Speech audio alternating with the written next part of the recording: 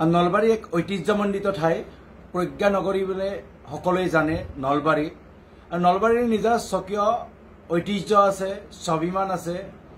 নলবাৰীবাসীৰ আত্মসন্মান আছে সন্মান আছে আৰু নলবাৰীবাসীয়ে সকলোকে সন্মান কৰিব জানে কিন্তু যোৱাকালি এগৰাকী ভণ্ড ৰাজনৈতিক নেতা জয়ন্ত মল্লৰ প্ৰৰচনাত পৰি কিছুমান দুষ্কৃতিকাৰীয়ে যিটো গুণ্ডাগিৰি কৰিলে আমাৰ নলবাৰীৰ চহৰৰ সমীপৰে বালিতাৰা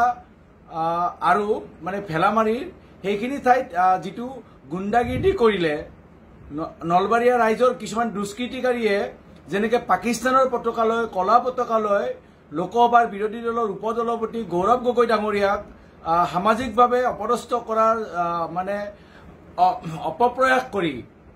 যিবিলাক কাণ্ড ঘটালে যিবিলাক গুণ্ডাগিৰি কৰিলে সঁচাকৈ আজি নলবাৰীবাসী ৰাইজ হিচাপে সকলোৱে লাজ পাইছে আমিও লাজ পাইছোঁ কিয়নো নলবাৰীৰ মানুহে কেতিয়াও কেনেও কাকো এনেকুৱাকৈ গুণ্ডাগিৰি কৰি কেতিয়াও মানে লোকসভাৰ বিৰোধী দলৰ উপসভাপতিৰ দৰে আসন অলংকৃত কৰা এগৰাকী অসম গৌৰৱ নেতাক এনেকুৱাকৈ মানে ৰাজহুৱা স্থানত অপমান কৰাৰ কাৰণে যিটো অপপ্ৰয়াস এনেকুৱা কিন্তু কেতিয়াও নলবাৰীবাসীয়ে কেতিয়াও কামনা নকৰে বা ভৱিষ্যতো নকৰে কিন্তু এইগৰাকী ভণ্ড জয়ন্ত মল্ল বৰুৱাই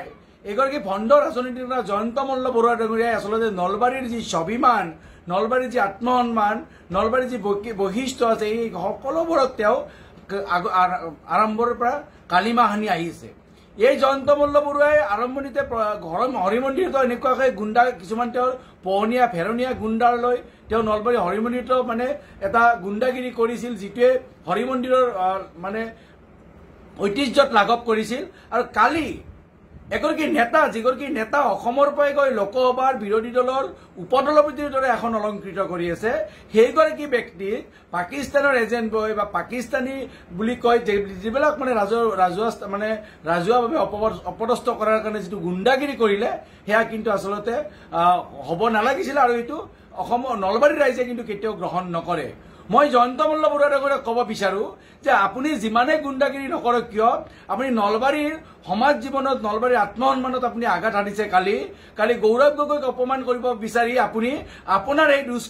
দুষ্কৃতিকাৰী এই গুণ্ডা বাহিনীবিলাকৰ হাতত যে পাকিস্তানৰ যে পতাকা লৈ যে আপোনালোকে যে চিঞৰি আছিল সেয়া কিন্তু আচলতে ভাৰতীয় ৰাইজ হিচাপে ভাৰতীয় নাগৰিক হিচাপে আমি এইটো গৰিহণা দিছো এইকাৰণে যে ভাৰতবৰ্ষৰ আজি যিটো পেহেলগামত এনেকুৱা এটা ঘটনা ঘটি আছে পাকিস্তান আৰু ভাৰতৰ মাজত যিখন যুদ্ধৰ কথা মানুহে ভাবিছে সেই সময়ত নলবাৰীৰ দৰে চহৰত আপোনাৰ কিছুমান ফেৰণীয়া গুণ্ডাৰ হাতত পাকিস্তানৰ যি পাকিস্তানৰ পতাকাৰ দ্বাৰা যিবিলাক আপোনালোকে কালি কাগজত যিবিলাক বনাই আনিছে সেয়া কিন্তু আচলতে দেশদ্ৰোহিতাৰ কাম আমাৰ মতে সেইটো কোনটো প্ৰেছত এনেকুৱাকৈ পাকিস্তানৰ পতাকা বনোৱা হৈছিল সেইবিলাক কথাও কিন্তু অসম চৰকাৰৰ অসম আৰক্ষীয়ে কিন্তু এইটো ইনভেষ্টিগেশ্যন কৰা উচিত যোৱাকালি আমি বালিতাৰাত দেখিছিলো সকলোৰে হাতে হাতে এই যে আমাৰ জয়ন্ত মল্ল বৰুৱা ডাঙৰীয়াৰ ভণ্ড ৰাজনৈতিক নেতা জয়ন্ত মল্ল বৰুৱা ডাঙৰীয়াৰ ফেৰণীয়া কিছুমান দুষ্কৃতিকাৰী কিছুমান গুণ্ডাৰ হাতত আমি কিন্তু পাকিস্তানৰ সেই মানে পতাকাৰ এখন ফ্লেগ দেখা পাইছিলো গতিকে এয়া কিন্তু আচলতে ভাৰতবাসীৰ কাৰণে লজ্জাজনক কথা ভাৰতবৰ্ষত থাকি পাকিস্তানৰ কাগজ লৈ উৰুৱাই থকা এই যে জয়ন্ত মল্লৰ দুষ্কৃতিকাৰীবিলাকক আচলতে অসম আৰক্ষীয়ে শীঘ্ৰে গ্ৰেপ্তাৰ কৰি আচলতে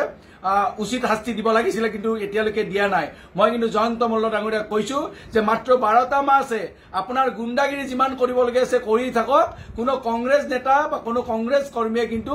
আপোনাৰ গুণ্ডাগিৰিক খাতিৰ নকৰে এই 12 মাহৰ পিছত কিন্তু আপোনাৰ যে অহংকাৰ দম্ভ